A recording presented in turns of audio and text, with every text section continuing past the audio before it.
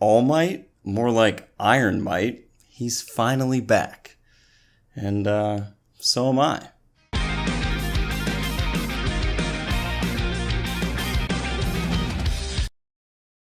What's up? It's Truth Hero, and welcome back to another My Hero Academia chapter review. So, Boku no Hero Academia chapter 397 in the manga. Let's discuss, for the very last time, the final time, All Might vs. All for One, and something that the series has asked almost since the very beginning, since we met Sir Nighteye. Can we truly bend our fate? And if so, would we want to? Let's dive in. Our chapter opens with Iron Might taunting All for One. Okay, I know I've been away for a little while, but can I just say how awesome it is to have All Might become Iron Might? It's really cool because now All Might has stepped into the role of Deku, who was once quirkless, yet always found a way to win and be the hero. We've come full circle. We'll talk about Toshinori and his quirklessness later, but for now, back to the trash talking. So All Might is taunting All for One, trash talking him about how a quirkless man is now keeping pace with the almighty Demon Lord, a man who's over 55 keeping up with a young lad. All of this feeding into All for One's hatred. You're so pathetic, All for One. I don't even have a quirk and I got you on your toes.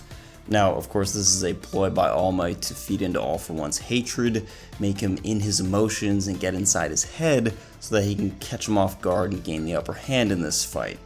And as we've seen with these two, All for One and Shigaraki, this technique of getting inside someone's head, trash talking them, or simply manipulating them in a psychological sense is one of the few yet very effective strategies against them. So, psychological manipulation. It's an oldie, but goodie. All for One then does his oldie but goodie, his usual strategy of combining a multitude of quirks, everything from his favorite rivet limbs and bones to dark ball and light dust to try and strike back at All Might. These quirk combinations from the now young Demon Lord seem a bit too random, obviously evidence that All Might's taunting is getting to him. All Might comments that he can use this distraction and this play on emotions to really help him in this fight. And I agree, but also disagree. So here's the two facets to this. Number one, All Might is definitely not going to defeat All for One here, at least not in the traditional sense. Now, I'll discuss this further when I talk about Sir Nighteye, Fate, and All Might's ultimate destiny, but suffice to say, All Might will not be defeating All for One here, even if it's a young All for One. And I understand this is a very feel-good moment. All Might is back. Even without a quirk, he's still a hero. He's Iron Might. But he will not be defeating All for One, no matter how young he is, right here. I believe that ultimately, All Might will realize his fate. All for One will kill All Might in this fight. But again, more on that in a bit. Number two, nobody said All Might had to win.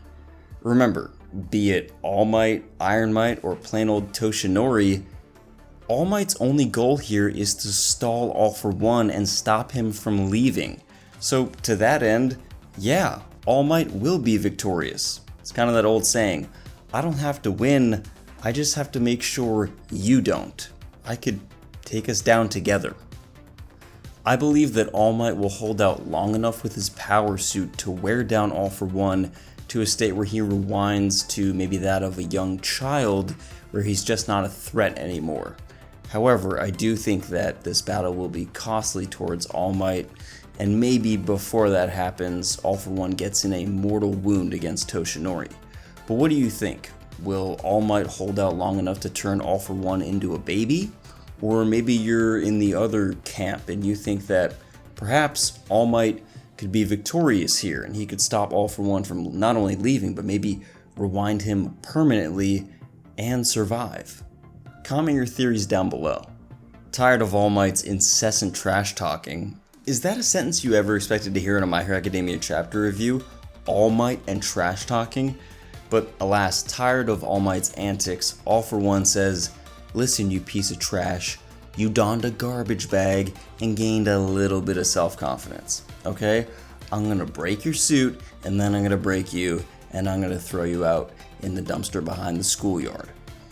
All Might kind of agrees with him that, yeah, I'm just using a support item here, and he thinks about the hero classes and the support class, and thinks about the heroes that depend too much on their support items, and without them, they're helpless. But in this case, it doesn't really matter because he's just a normal guy wearing a suit of armor.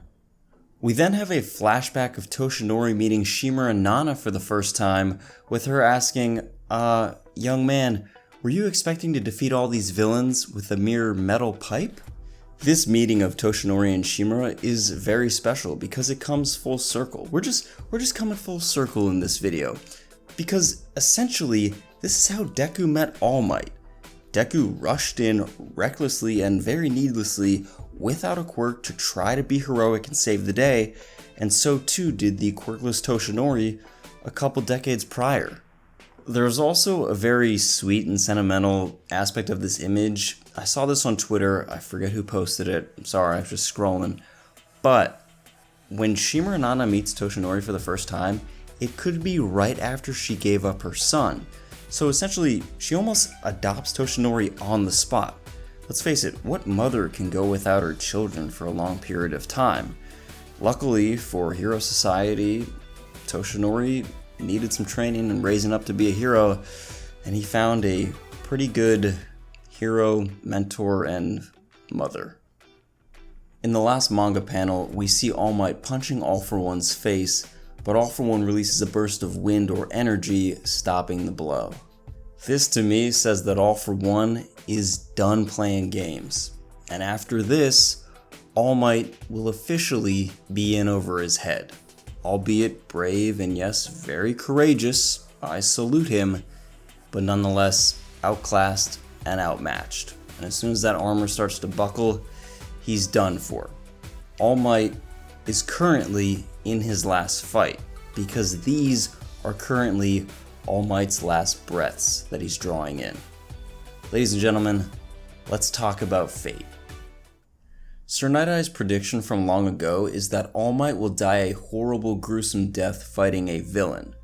I'm sure All For One has no qualms about making All Might suffer. He's kind of the worst. Well, save for Shigaraki. Shigaraki's definitely the worst. And to be fair to All Might, young All For One isn't as intimidating as old, mature All For One. But this begs the question. All Might knows of Sir Nighteye's prediction, and while his quirk is certainly not infallible, as proved by Deku in the fight against Overhaul, All Might still charges into this battle. Why? Simply put, I think All Might has just accepted his fate. He knows he's not going to defeat All For One here, and yet he charges into battle heroically. Because at the very least he can do something heroic before he dies. He can stall out All For One, and then leave it to the next generation, Bakugo, Shoto, Deku, to defeat Shigaraki, the true menace, and of course any vestiges of All For One that remain. Once a hero, always a hero. In the universe of My Hero Academia, Sir Nighteye is, for all intents and purposes, unchallenged oracle in regards to the subject of people's fates.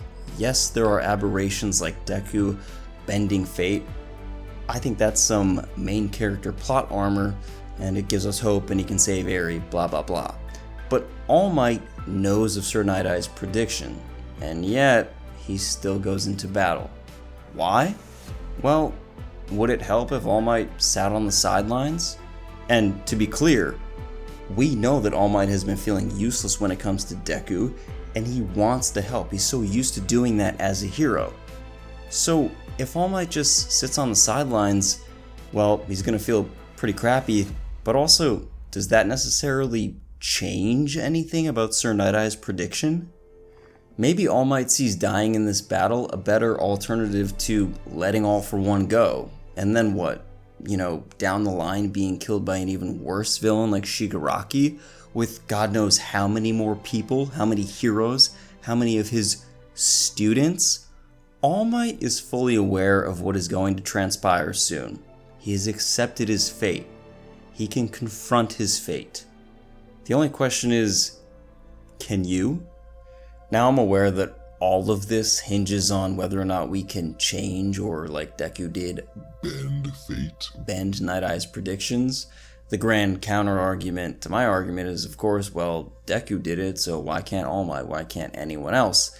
And to that I say, 1, plot armor, but 2, if you seriously believe that Deku bending fate wasn't an aberration, and you believe that All Might is going to survive and actually defeat All for One here, then I just feel sad for you. No, I'm joking, of course. Everyone's entitled to their own opinion. This chapter was very short, but at the crux of it is this question: can we change Nighteye's predictions? I think that the entire Nighteye story and him telling All Might was setting up for this moment, and that's why I truly believe that All Might, while heroic, while noble, while maybe even, getting a good mortal blow in on All for One, or at least holding out until he rewinds, will suffer that gruesome fate here. But what do you think? Let me know down below in the comments. Will All Might die in this battle? Can we truly bend Nighteye's predictions? And if you had a prediction from Nighteye, if you knew how you were going to die, but it was in some heroic fashion, would you be able to walk away from that? Or would you have to confront it like All Might? Let me know those theories down below. As always, guys, thanks for watching. If you like My Hero Academia content and these My Hero Academia chapter reviews, consider enrolling at UA today by subscribing. And until next time, Plus Ultra.